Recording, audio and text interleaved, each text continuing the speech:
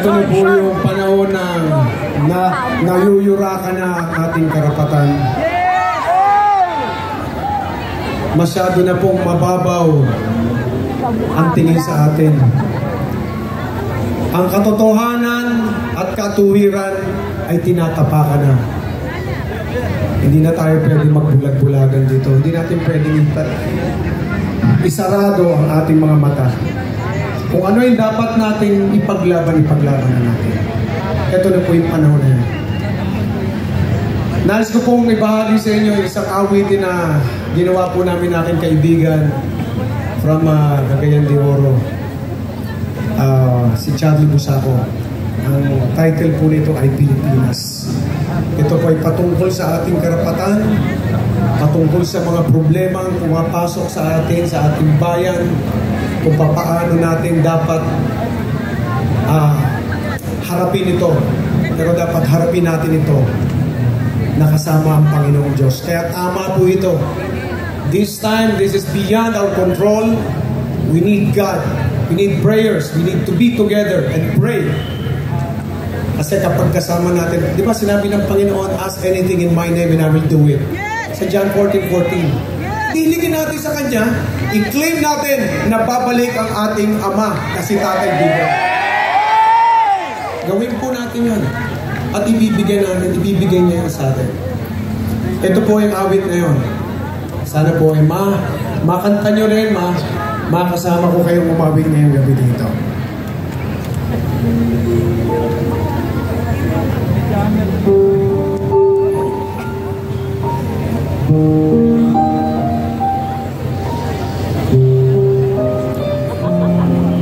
Sa hirap ng ating panahon ngayon, may mga katanungan na walang kasagutan. Araw na lang gumagawa ng paraan, maiaw ng pamilya sa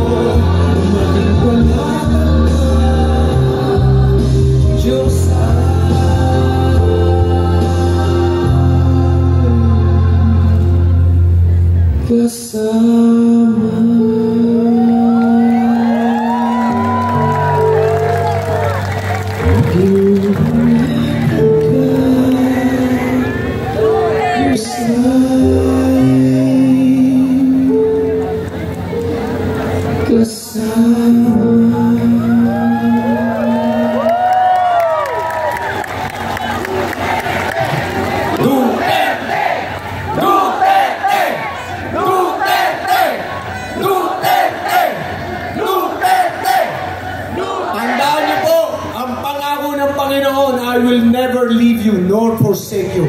Kaya hindi po tayo iiwan. Kapag katuwiran, katotohanan po pinaglalaban natin, kasama po natin siya. Okay, let's pray together. Mga boss, ito mga susuportahan natin. Ayan, Kuya Jimmy, nandito.